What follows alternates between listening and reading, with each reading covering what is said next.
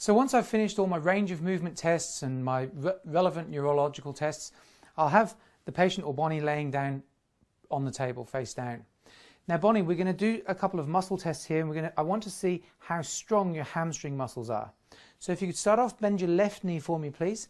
And it's always good when the patient's laying down, sometimes left and right gets a bit confusing, so if you want to use the left leg, just give it a little tap.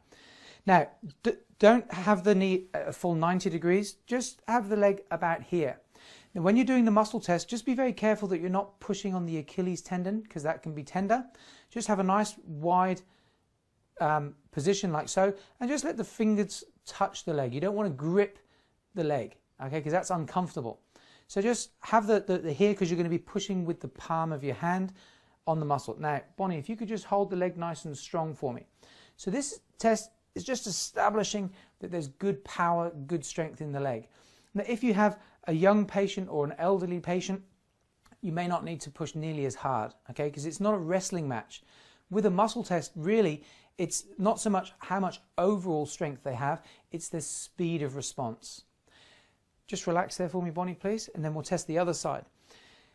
If you have a stronger patient, maybe someone who's not quite so sure about the whole principle of muscle testing, you can always demonstrate to them just how strong they are to start with. So hold nice and strong for me, Bonnie.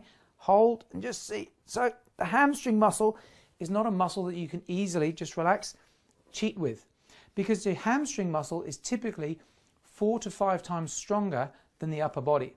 So a perfectly good hamstring, I shouldn't be able to overpower with my arm strength.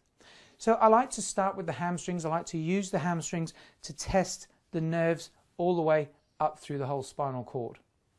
So Bonnie, what we're going to do now is we're going to try and locate where the stress is coming from that may be affecting your health. So what we're going to do, just with very light fingertip pressure, I'm going to isolate each nerve as it comes off the spinal cord and goes into your body. Now, if we come across a problem, you may find that the muscle goes weaker. So if you could bend the knee for me there, please. Hold nice and strong. So what I try to do is then find an area where there's maybe nerve stress on the body, so I can demonstrate the difference in how the strength actually feels. So hold nice and strong for me, Bonnie, please. Good. So then we'll start off with the coccyx nerve on the left, the coccyx nerve on the right, the sacral nerve on the left, the sacral nerve on the right. Okay, so here we can demonstrate a weakness. Okay, now how does that feel, Bonnie? No strength at all. No strength at all. Now, let me explain how that test works, because you see, for a lot of people, it will be the first time they've experienced something like this, and they're thinking, gee, what happened? What are they doing? Is it a trick? Is it, smokes and mirrors? Now, Bonnie, imagine you're having a conversation with somebody and someone else comes and puts their hand on your shoulder. Now, typically, you can continue that conversation and be aware there's somebody there, yes? Mm-hmm. So always ask the patient if they understand. Yeah, of course, that makes sense. Now, Bonnie, imagine you've got a nice fresh bruise on the shoulder here. You're having a conversation, someone comes and puts their hand on the shoulder. Automatically, you're going to turn, kick, punch, scream. You're going to do whatever you can to protect yourself.